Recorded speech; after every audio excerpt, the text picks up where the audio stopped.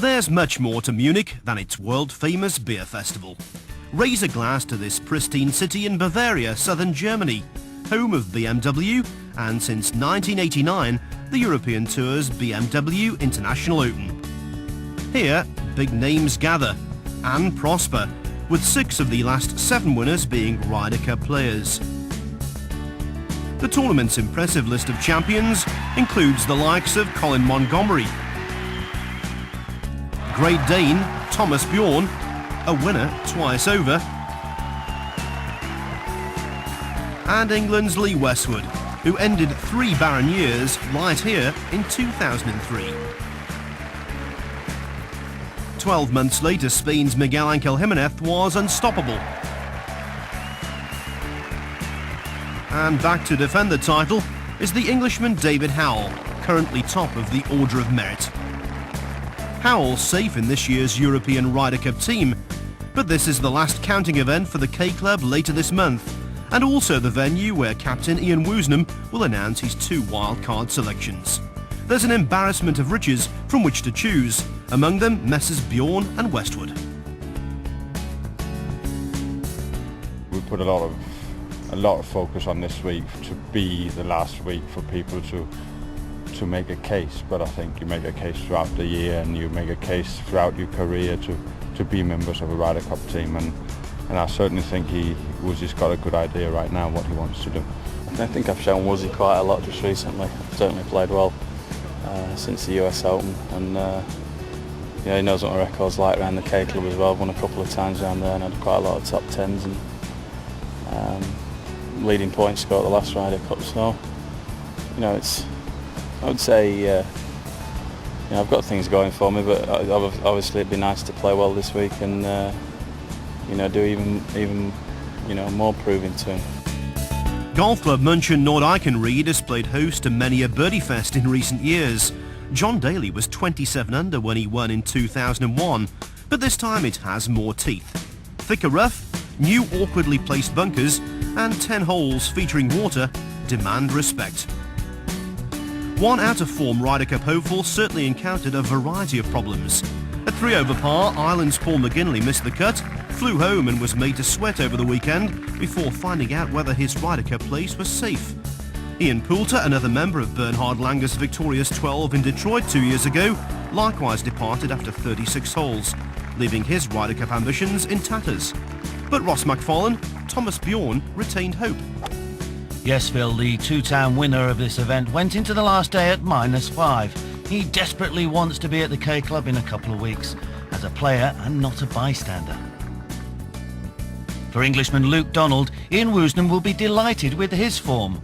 2nd at the Barclays Scottish Open, 3rd in the US PGA and 8th in the Bridgestone World Golf Championship, and after 3 rounds is at 8 under par, a little way off the lead. We've seen a brave performance by Westwood, who on the request of Woosnam rose from his sickbed, made the journey, and despite feeling awful, goes into the closing round 9 under. Retief Goosen hasn't won since December last year in the South African Airways Open, and opened this event with an uninspiring 73. But after a 66 to make the cut and a 67 on day 3, he looks to have found the form he needs to win. It's been a wonderful year for Swedish golf, and following a Saturday 66, Henrik Stenson could well make it even better. He's 11 under and an obvious threat. A little more surprising is the form of Stenson's fellow countryman Martin Erlandsen, making a mockery of the fact that he's 157th on the money list and in danger of losing his card at the end of the season. Quite a revival in fortunes, this. Colin Montgomery hasn't had to think about retaining his card since 1988, and the main thing on his mind is taking this title for a 2nd time. His 3rd round of 66 puts him close to the top at -12 and crucially only 2 shots back. Twice a runner-up in this tournament, Padraig Harrington would so like to have this title in his impressive collection. And after 2 opening rounds of 70, he burst through the field on day 3 with a magnificent 64. But the man everyone has to catch is the title holder David Howell, looking to become the first player to successfully defend the BMW International Open trophy. Rounds of 67, 69 and 66 have carried Howell to 14 under, and a third victory of what's been a golden season is now very much a possibility. Employing the putter only 22 times in round 3 greatly helped his cause. The Midas touch for Howell, who goes into the decisive 18 with a 2-shot lead over Erlandsen, Harrington and Monty, but with several other potential contenders within striking distance. It really is extremely tight, with the top 18 players separated by only 5 shots. In other words, the event is wide open. It's quite breezy out there, the toughest conditions all week, but that's not prevented Stenson and Harrington making headway. Yes, indeed. Henrik made his first birdie of the day at the 5th, then quickly got to 14 under with birdies at the 6th and 9th. It's a perfect start for Padraig, an opening putt for a birdie 3. A 3 on the 7th, a bogey on 10, and his latest birdie on 11 put him -14. Howell bogeyed the first 2 holes, unexpected to say the least, but recovered well from that faltering start with 3 birdies to reach 15 under with 6 to play. In contrast, Goosen roared to the turn in 32. This set up another birdie at the 11th, but after his first bogey in 46 holes at the 14th, he falls back to 14 under. Still though, the twice US Open champion, seeking his first win of 2006, very much in the picture. It's been a frustrating start for Colin Montgomery. A bogey on the par 3 second, eventually cancelled out at the 6th. Third 2 of the week on the 8th. Then this fortunate but spectacular shot on the 10th got him briefly to -14 before he dropped another shot just the next hole. A 67 installs Luke Donald as leader in the clubhouse, but on the course Howell leads by 1 from 4 players, with Monty not out of the reckoning either. Quite a finish in prospect. And not the best tee shot possible for David Howell. A 3-wood down the right side has failed to find the cut and prepared, and he's got 100 yards to go from a very difficult lie. Tee shots, Ross, have been the Achilles heel for David Howell, haven't they, so far? Could well have took a 3 or even 4-shot lead into the final round had he not bogeyed the 18th last night, having found the water off the tee. Not the case though for Padraig Harrington. Perfect 3-wood, just 84 yards to go. Very tight flag. Gets a lot of spin with these shots.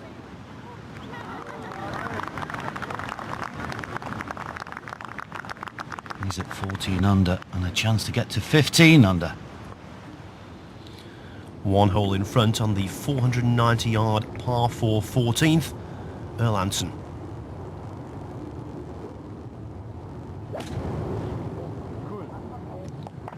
Seemed to make a reasonable contact.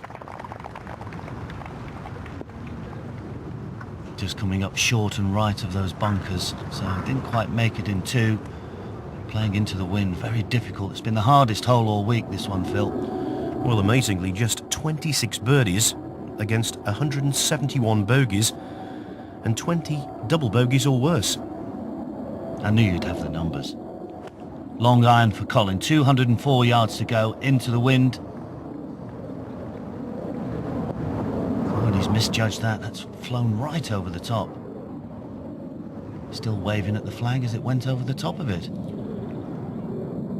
Monty's distance judgment, normally par excellence. Not today. Uncharacteristic. Just a short flag. Howell really cutting across that one, and he did well to keep that short of the flag.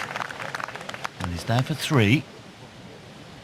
And has yet another par-saving putt coming up.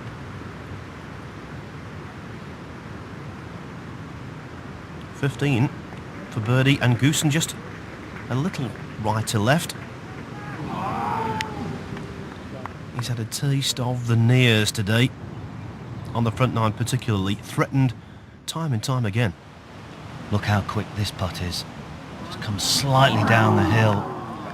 They started this week at around about 11 on the stimp meter, which was pretty quick considering how cold and wet it had been, but as the week got on, As the wind got up, particularly the final day, they were up close to 13 feet by the end of the day.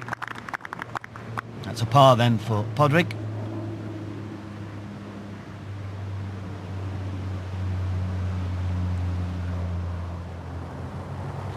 Erlandsen obviously with one eye on the trophy. Also though, finishing in the top 5. If he does that, his playing privileges for 2007 will pretty much be secure. Oh! Well, he chipped in for an eagle on the 6th. I thought he was going to complete a repeat there. Stenson long drive on the 15th. It's only 396 yards, so that was a pitch of no more than 45 yards.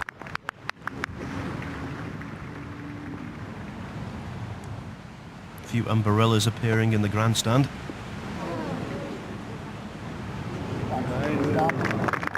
But the drizzle not affecting Montgomery, scrambling well. He makes par on the 14th, as does his playing partner Erlandsen. Goosen then, with 3 holes to go, his approach into the shortest par 4 on the golf course. Just a sand wedge. And that's a bit of a misjudgment. I'm going to leave him a tricky downhill putt. Very quick towards the water. Yes, it's a hole that is defended by its pin position. Now, not a happy day for Lee Westwood, but I think he's shown us a lot this week. It's going to be a round of 74. In many respects, though, the result immaterial. The fact that he's pitched up after feeling so poorly says a lot for his commitment to this Ryder Cup side, and maybe that will sway Ian Woosnam's opinion into picking him. Now it's all Goosen's putt, just coming back with a fraction of right to left. Almost the same line, Stenson. Oh, that's good. Oh, that's very good. Right in the middle with good pace. So Stenson gets his nose in front alongside David Howell. Now, having putted so well to win those 2 US Open crowns, Goosen needs something again here. Very speedy, very swift. Down the hill. Tremendous try, but just a tap in par. 2 shots cover the top 7 players, with Howell and Stenson trying to stave off a multi-pronged challenge. I'm sure you won't need any persuading to rejoin us in Munich after the break.